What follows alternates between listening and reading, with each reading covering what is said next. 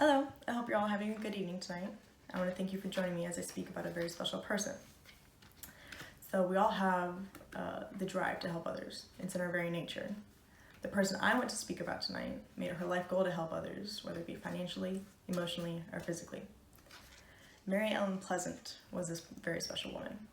I was excited to speak about Mary because I have the same drive to help others as she did, namely my mother, who also supported me financially, emotionally, and physically for several years. So the beginning of Mary's life is shrouded in uncertainty.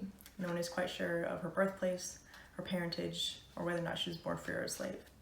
Mary reports being born free in Pennsylvania, while others say she was born a slave in Georgia. Mary also gave varying reports on her parentage.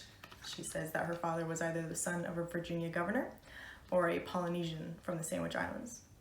Mary says she remembers very little about her mother, but reports her as being a full-blooded black woman from Louisiana, according to Lerone Bennett Jr.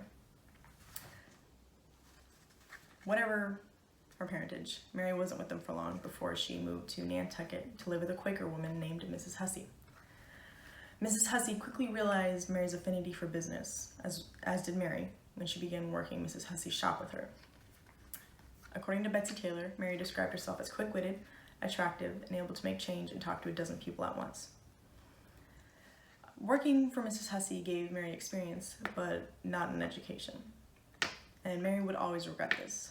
Mary's father sent her to Nantucket with enough money for schooling, but Mrs. Hussey didn't use the funds for any such purpose. Regardless, Mary still developed an intelligence and a wit that affected everyone in her sphere, and developed a will at cast iron, according to Lerone Bennett Jr. The turning point for Mary came when she moved to San Francisco after the death of her first husband, whom she inherited a substantial sum of money from, $15,000 in fact. She invested this $15,000 carefully and was soon able to double her profit.